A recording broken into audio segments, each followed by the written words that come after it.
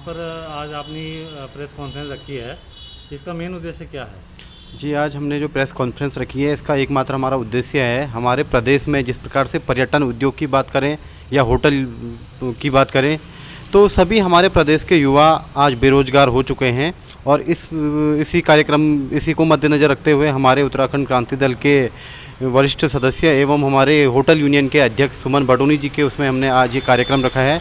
और इसमें हमारा एकमात्र उद्देश्य सरकार तक युवा संदेश पहुंचाना है कि हमारे प्रदेश के युवाओं को 80% पर्यटन उद्योग में या होटल उद्योग में समस्त स्थानों पर हमारे प्रदेश के युवाओं को यहाँ पर प्राथमिकता मिले। इसके साथ साथ उन्हें उचित प्रकार की जो श्रम विभाग द्वारा जो गाइडलाइन है उसके अनुसार उनको सैलरी दी जाए।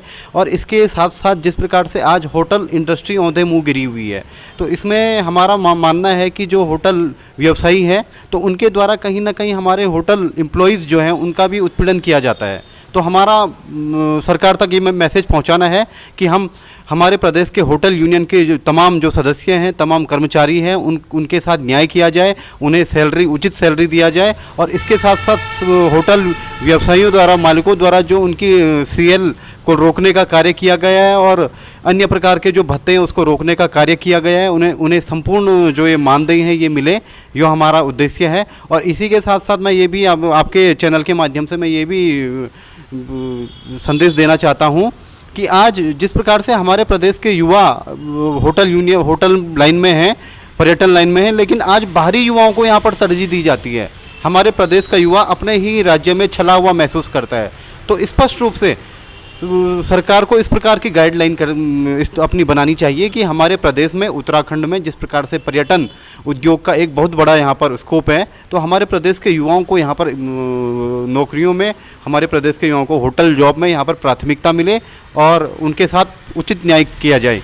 इसके साथ साथ हमारे होटल यूनियन के जो होटल व्यवसायी है वो भी कहीं ना कहीं आज अपने लॉकडाउन के माध्यम से या अन्य प्रकार से नीतियों के शिकार वे भी कहीं ना कहीं बने हैं। तो हमारा ये भी मानना है कि कहीं ना कहीं उन पे भी अतिरिक्त भार पड़ा है। तो जिस प्रकार से बिजली बिल होता है या पानी के बिल हैं, इनमें उन्हें भी राहत दी जाए ताकि वे अपने जो व्यवसाय है उसको फिर से स्थापित कर सकें और फिर से उसको रन कर सकें। धन्यवाद। जो आज आपने प्रेस कॉन्फ्रेंस बुलाई है जी, और तो ये इसका मेन खास उद्देश्य क्या है और क्या कहना चाहते हैं इस विषय में? जी, सबसे पहले तो हम लोग गढ़वाल टुडे का धन्यवाद अदा करते हैं। जो गढ़वाल टुडे ने जो होटल कर्मचारी हैं, जो नीचे तबके के कर्मचारी हैं, उनकी सुध लेने की प्राथमिकता के आधार पर हम लोग को बुलाया है। हमारा ये कहना है कि जो होटल व्यवसाय है, होटल में कर्मचारियों हैं, उनका चारों तरफ से शोषण है। जो कर्मचारियों को छुट्टियां मिलती थी, हफ्ते का वीकली ऑफ मिलता था, सीएल थी, पीएल थी और जो सुविधाएं थी वो सब बंद कर दी गई है।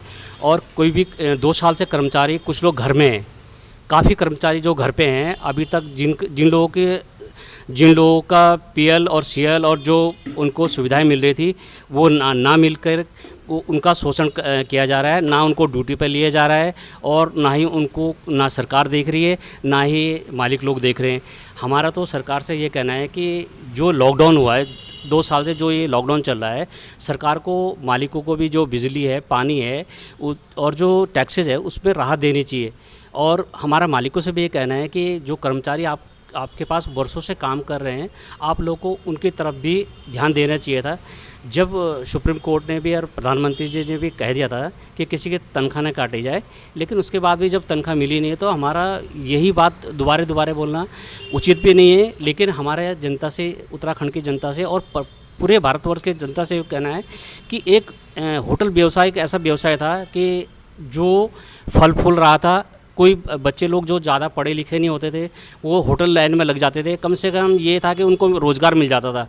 लेकिन आज तो उनके पास रोज़गार भी नहीं है। हमारे कई ऐसे ड्राइवर लोग हैं जो होटलों में गाड़ी चलाते थे, वो लोग हमारे को फ़ोन करके बोलते हैं सर हमारी स्थिति इस तरीके से, और ना सरकार देख रही है, ना ही होटल मालिक देख रहे हैं। तो हमारा तो सरकार से यही कहना है कि सरकार कम से कम कुछ बजट दे, प्राइवेट सेक्टर के लिए कुछ बजट दे, या और जो काम हम उम्मीद कर रहे थे कि ये सरकार आएगी तो कुछ अच्छा करेगी। सब कांग्रेस के लिए बोलते थे कि कांग्रेस ने इतना भ्रष्टाचार कर दिया है और बीजेपी आएगी तो बहुत बड़ा उद्धार करेगी। बीजेपी के आने से और इस हमारे को और दिक्कत आई है। पहले हमारे होटल व्यवसाय में अच्छा काम चल रहा था, लेकिन अब जो होटल व्यवसाय नहीं चल रहे हैं तो कर्मचारियों को ना कोई तनख्वाह देने को तैयार है, ना ही कोई रखने को तैयार है। 2 साल से लोग घर पे बैठे हुए हैं, उनकी स्थिति क्या है कोई पूछने को तैयार नहीं। हमारा सरकार से हाथ जोड़ कर निवेदन है कि कम से कम कुछ बजट दें और मालिकों को भी राहत दें, जिससे कि उत्तराखंड की जनता और पूरे भारत में जो कर्मचारी काम कर रहे हैं उनको सबको राहत मिले। हम ये नहीं बोलते कि खाली उत्तराखंड के लिए, पूरे भारत में यही हाल है। सब होटलों का, प्राइवेट सेक्टर का बहुत बुरा हाल है। तो भारत सरकार को भी जागना चाहिए और स्टेट सरकार को भी जागना चाहिए, कर्मचारियों हित के लिए करना चाहिए, कुछ काम करने चाहिए। ऐसा बिल्कुल नहीं चलेगा कि खाली जुमलेबाजी करेगी सरकार और कोई ध्यान नहीं देगा।